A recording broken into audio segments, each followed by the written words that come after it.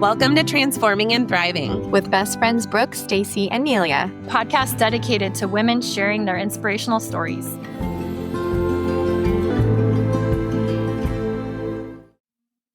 Hey there, everyone. We are so excited to be back. I'm Brooke. And I'm Stacie. Today, we have Leanne DiSanto, a proud mother as well as an entrepreneur. Leanne is originally from Massachusetts and now currently living in Costa Mesa, California. She is not only the owner and managing director of LearningRX Irvine Brain Training Center, she has dedicated her expertise there to helping clients reach their full potential. With 5 years as a certified cognitive specialist at LearningRX Irvine, she is passionate about uncovering the root causes of learning struggles. Through customized brain training programs, she helps her clients learn better, faster, and easier. Leanne loves seeing the life-changing and long-lasting results her clients achieve. She also co-authored an Amazon #1 best-selling book called Faces of the New Feminine Leadership: Real Women, Real Conversations, Real Impact. We are so excited to have you here, Leanne. Thank you so much for being here. How are you doing today? Thank you so much for having me, Brooke and Stacie. I'm so excited for our conversation today, and I'm doing great. Good. Well, I know today we are going to be discussing a major transition that you went through in your life. And I would love for you to start us off by sharing a little bit about the before and after this major transition. Yes, absolutely. So I was married for about 8.5 years, and I lost my husband very suddenly. I was actually 36 and he was 45. So he passed away very, very young. It was just very sudden. He was actually an executive at the time, president of Denny's and Denny's restaurant chain. And he was at a meeting and collapsed. And I was called to come down to the hospital. And 15 minutes later, they came in and said, sorry, basically. And I was just thrown into a tailspin. A little back history, just real quickly. When I met him, he was a vice president for Burger King, and we would be moved into all different regions, and he would basically just kind of clean up the region. And so when I met him, I was living in Atlanta. We moved to Chicago, to Dallas, to overseas in London, to Greenville, South Carolina, to California, and then back to Atlanta. So he took on, some other jobs with other restaurant concepts in that. But when he passed, he was the president of Denny's. So it was a whirlwind. We were moved every pretty much 17 to 24 months. So it was just, an amazing relationship. We had awesome experiences. And then suddenly I was alone. So it was definitely a shocker. It was just a hard event, basically, that was ruled as, and that was it. So, we had this life, we had this excitement, we had, I was a personal trainer at the time and supporting, him in his career, and then everything shifted. So after that, I decided we had only been in Atlanta for about maybe 3 months. I think it was 2000. We moved in March and he passed in June. So my friends in California were like, you're coming back here. And so I basically resold the house, packed everything, and got back to California by September of that year. So it was definitely a whirlwind. Yeah, absolutely. It sounds like everything happened so quickly. And of course, you were used to lots of change and moving, but wow, to have this loss happen so abruptly, that must have been really hard. It was, there was some tough times at the beginning, but for me, and I like to call this a transition because it's, even though it was like this tragedy in my life, I felt like, okay, I've always believed in this kind of quote, so what, now what? Okay, this happened. Okay, now what? Like now, how do I pick up the pieces? What am I going to do? So our goal was to, buy him a couple restaurants, get me a fitness center at the time. And so that's what I did. I actually opened up a personal training studio and ran that for about 8 years. So that was my segue into just my own entrepreneurship, really, my own career, my own entrepreneurship, and my own really leadership. He taught me so much about leadership. He was such a great leader. So I really parlayed all of that and put my energies into that. And now doing something a little different, which is awesome as well. But that was, just kind of that before and after of, okay, this life, and now life looks a lot different. And now what is my next phase or steps or my next goals that I can set for myself to take everything I learned in that relationship, everything that he taught me, and be able to express it in a different way in the world. Would you mind sharing some of the things you feel you learned from him? Yeah, absolutely. Well, this is one story that I love that, he told me when we kind of first got together. He was a very humble person. And so he never, he never was like, I'm a vice president, blah, blah, blah. I mean, we would go to neighborhood events or whatever, and everybody be like, what do you do? What do you do? He'd be like, I sell hamburgers. So then I would always have to step in. He's the vice president of Burger King. He was always like a really humble guy. So he was moved into a region, I think it was maybe Houston. And, so he's the new vice president. He's kind of going out, and he pulled up into this Burger King. Parking lot was a mess. He pulled immediately. He was like, oh, he was just, frustration. He walked in, there were messy tables. There was a couple customers, they were banging in the back. Like he just walked in like, okay, what's happening here? And so he went to the counter and he asked the gal, hey, can I see the manager? And the manager came out and he said, hey, I just want to introduce myself. I'm Craig. I'm the new vice president in the region. Hey, do you have a broom I can borrow? And he was like, what? You want a broom? He said the blood just drained out of the manager's face. And yeah, can I get a broom? And he's like, okay. And he's like, okay, tell you what, I'm going to go outside and take care of the parking lot. If you could do this for me, just clean up the dining room. Please refund these customers their money, and I'll handle the parking lot. So he went out, swept the whole parking lot, cleaned it up. He didn't even go back in. He basically knocked on the window, leaned the broom against the window, and drove away. And the great thing about that story is that restaurant became his top producing restaurant in the region. So, Wow. isn't that a great story? That is a great story. Wow. I can't even imagine what you must have gone through in those early days. It sounds like it was just such fast, unexpected tragedy. And like, I love how you called it a transition. Yeah. And it's honestly, I'm so just impressed by how just your perspective on everything now and your positivity and your perseverance. It sounds like through all of that, even in the beginning. I'm curious to hear a little bit more in the early stages. What helped you to find strength and courage in those dark moments early on? Yeah. So I think for me, there were definitely some dark moments. There was definitely, a lot of tears, a lot of why me, kind of in that space. But I think because we had such a strong relationship and he taught me so much, that I just made the decision to kind of shift the energy to gratitude, to just basically wake up every day and be like, hey, I am so grateful for the 10 years we had together.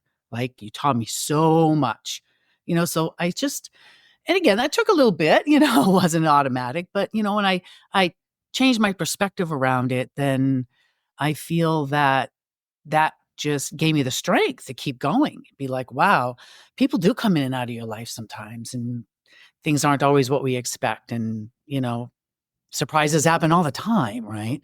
That can be with friendships, that can be with family, that can be with death, that can be with, so many things.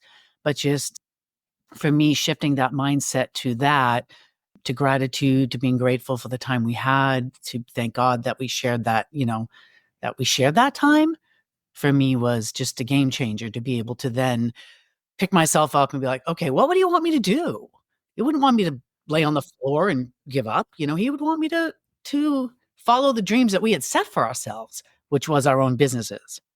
So I think for me, that was a big shift.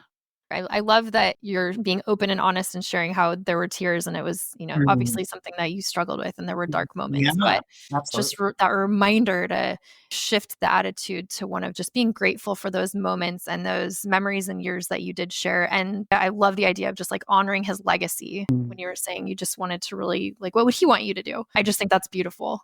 Thank you. Thank you. You're Yeah. welcome.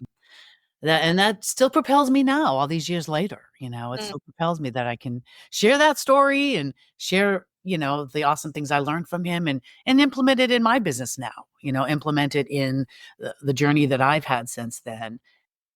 Yeah, it's so inspiring and really motivating to hear you talk about, and you've really continued to help his legacy live on in the way you lead.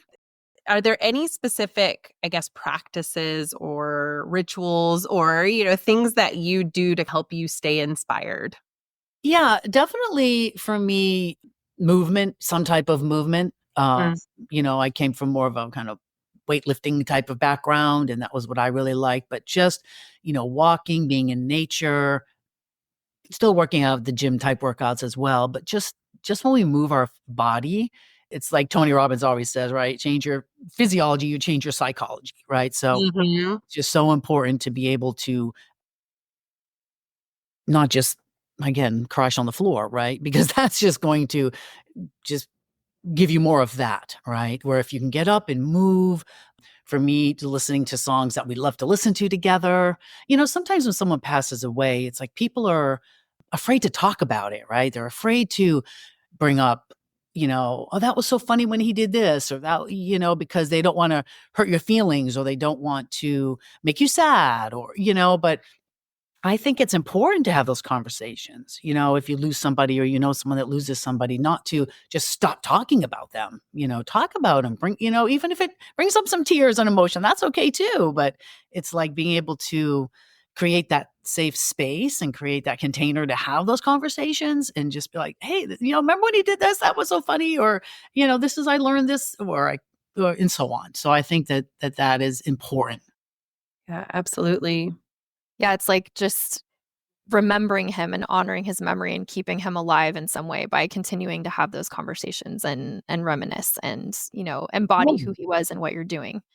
Yeah, absolutely, absolutely. So, I mean, that's definitely something that helped me. So, if someone's listening that's in that situation now, again, it's not about, you should only grieve for this amount of time or, whatever. There's no rules really. I think people sometimes feel like, oh, I'm still sad and see you later or and that's okay. I think there's always going to be a missing part of my heart always, and that's okay too. Doesn't mean that, I've gone on to have other relationships and have my daughter and so you move forward, but you don't need to forget and you can still have that honoring and find things that bring you joy. Absolutely. Well, I know you mentioned your daughter. Yes. Um, so I'd love to hear a little bit more about where you are now and how you have, our podcast is called Transforming and Thriving. Like, how are you transforming and thriving through the course of the years and through that experience? And who are you today, I guess, as a result? Yeah, absolutely. So like I mentioned, I was in the fitness realm for a very long time with my own studio and working in different facilities. And for about 20, 23 years, I think I was in that coaching capacity. And then I went on to do more mindset coaching, life strategy coaching with women entrepreneurs. So I was always about helping people, basically, the bottom line, how can I bring out the best in somebody? How can I bring out their potential? So that was always what I just loved to do. How can I take everything I've learned about that, the psychology, the physiology, the leadership, all of the things and just serve other people. So I was in that for my whole adult career, basically. And then I ended up kind of stumbling upon LearningRX and I was stepped away from the fitness side and met the owner of the LearningRX center that I'm in now and just felt so connected to the mission, connected to brain training. I hadn't heard of it before. I was like, what is this? This is awesome. It's like going to the gym for your brain. How cool is that? So, um, So I started working, with her and coaching her, and then ended up being her assistant director, then director, and recently purchased the center. And so now I'm the owner for the past 3 months. So, but I've been in the center for over 5 years. And just, what we do is amazing. I mean, we really help people get to the root cause of any kind of learning struggle. So for me, when I see other people make their transitions, that is what helps me thrive. That's what helps me just, wow, like that's so cool to see other people just get better, feel more confident, build more resilience, be able to, if they're school age, get better grades, be able to elevate things like attention and memory and focus and some of the skills that people are just really struggling with now. So yeah, so for me, it's all of the transitions in my life, right? We all have many. To be able to then see someone transition and get better is just my goal. It's really my goal. That's so uplifting to hear you talking about how reinforcing it is to see other people thrive. Mhm. And I think that's such a gift that you can bring to other people. And, you just listening to you in this short podcast so far, I'm inspired by you. So I'm sure that you're inspiring many, not only helping them in their daily lives, but giving them tools and skills that they can move through their own transitions. Yeah, definitely. I mean, I think it's, and of course a lot of, school age kids will come to us and parents will, seek us out for help because they know their child is struggling, and they're just don't know what to do for their child, whether there is a diagnosis there of ADHD or maybe they're dyslexic and so on. And we work with, those types of things as well as, diagnosis, but there are just struggles. And since COVID, we've seen a lot of struggles and, Mm. just coming in tears, like, I don't even know what to do, And so once, I'm able to explain what we do and get them on board, they're just over the moon happy, just there's nothing worse than seeing your child struggle with something that you can't really help them with, And when it comes to struggles with learning, it oftentimes is coming from weaker cognitive skills. And we all have stronger skills and weaker skills, and we tend to leverage our stronger skills and kind of accommodate our weaker skills. I always say, if you're not great at math, you probably don't want to be an accountant, and that's okay. You don't need to be. It's not your cup of tea, right? So, but school age, there's a lot of pressure, a lot of competition, a lot of pressure, and so but once we can do that, and the funny thing is, I mean, parents do come because, of course, maybe grades are suffering and it is an academic issue. But more often than not, the goals are, I want my child just to love themselves, just to have confidence, to be able to handle hard things, to stop maybe negative self-talk. Like these are the underlying kind of things that we see because when, I tell them, hey, even when we're not good at something as adults, we don't want to do it, right? We don't want to do something we're not good at. So once we determine, is this a will and a won't? Will and a won't means they could do it, they just don't want to. That's more behavioral, or a can and a can't. A can't means they really cannot do it. It really is a block for them. So when we boost the skill, now we're going to be able to open that up. So they will feel more confident. They will feel they can handle hard things. So, which is so cool because, like I said, that's really like the downstream effect of what we do. But when I see parents just, oh, okay, I get it now. Like, I've been beating my head against a wall and yelling at them all the time. And I'm like, you might as well ask them to grow taller. I mean, they just cannot do it. They just cannot do it. So yeah. So again, that's that eye opening, and then through our process, being able to see those shifts and see kids starting to thrive, see them, transitioning out of the struggle and into, wow, okay, I can do this now. I'm not as stupid as I thought I was, or, so on, because we get a lot of that negative self-talk. We need to reframe and turn around for them too. So yeah, so that part is just so rewarding. That's great. And it's important to have meaningful work that you're engaged in. So Yeah. I'm so glad that you have really found and created this space for yourself. Mm, That's so thank wonderful.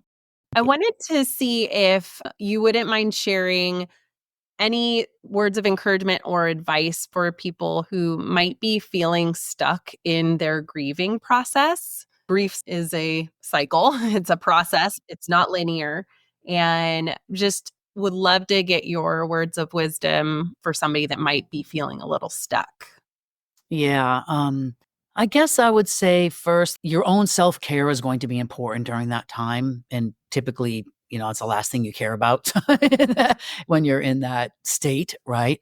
But your own nurturing and self care, again, things like moving, make sure you're eating healthy foods, things that are going to keep you feeling stronger physically, but also not doing it alone, not isolating. Because isolating is it's not great for the brain either. I mean, social interaction, isolation, I mean, it's not good for our mind, body, or spirit, right? So being able to still connect with people, because usually people will reach out, but sometimes when you're in it, you just don't want to be with anybody or just want to isolate. So I'd say that will keep you there in that space. So being able to call upon family and friends and still move forward in your life, especially if you have children. If you I didn't have children at the time, but if you have kiddos and they're dealing with their grief, you're modeling kind of for them too. So, which can be tricky, right? Because it doesn't mean you just because you're living your life, you're over it. It's still there. But it's kind of like the old saying, fake it till you make it. The more that you just start propelling forward, over time, it will help you to just kind of get on the other side. Like I said, whether it's gratitude, whether it's appreciation, whether it's just, staying on the course of the plans that you had and so on. So there's no real rule like around it, I think. But I do think that isolating and pulling away from people that love you is is not going to be healthy for yourself. I think that is wonderful advice and can benefit so many people who are going through something similar to what you went through. And I mean, Yeah. even any sort of a major transition or loss, just such important reminders for Yeah. all of us. Yeah, I mean, Uh, there's a lot of people, I mean, through COVID, I mean, that was a worldwide example of what isolation can do to people, right? I oh, yeah. mean, what isolation, what fear, I mean, there's so many things around that we could talk about, of course, but just a recent example for all of us that was just everything that went into and around the pandemic. So, you know, taking the lessons from that even, because that was a bit of a loss for people too. Oftentimes losses of jobs, loss of, so many things.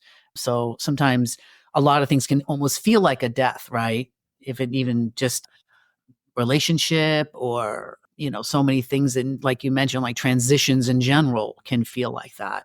And it can be easy to just go down the rabbit hole of, I've never been one, and I don't want to use this word in a negative ways. What's coming to me is self-pity, but I don't want to say that because I don't want that to be a judgment on someone that's going through that now, if that makes sense. But the only way to really get over our own depression or our own sadness is to help someone else. When we're in service of someone else, it transforms our state and where we are. So even though we feel bad and we have our own, stuff going on, if we can just, okay, can I go volunteer somewhere? Can I go to my church and do something? Can I be in service of someone else? That can pull us out of those depths so much faster. Absolutely. I completely agree. And you are just such a beautiful example of that from the experiences that you've gone through and how you have made it one of your life's purposes to serve others and to help people in just a variety of ways. It's really inspiring. Thank And you. I really appreciate you sharing your story and perspective on everything and just everything that you've gone through and your strength. I I want to remind listeners where they can find you. I know you mentioned that you work at and you own LearningRX in Costa Mesa, Irvine area. So I just want to Mhm. make sure listeners know where to find you. We are going to put the link in the show notes, but I know you have an Instagram as well at LearningRX. _Irvine. Is Yes. that correct? Just making sure. And then your website is www.learningrx.com, and then Costa Mesa Irvine location. But we will put the links in the show notes so people can just easily click on those as well and find you. That would be great. You mentioned your company focuses on improving cognitive skills and has brain training for all ages. It sounds incredible. Online and in-person programs, so you don't have to be local. So yeah, I'll put all of that in the show notes, and what you're doing sounds amazing. And again, thank you so much for sharing your story and being here with us. Absolutely. Thank you guys so much for having me. Leanne, it was such a pleasure to meet you. And like I said, I'm truly inspired by you. And thank you for sharing such a personal story with our listeners.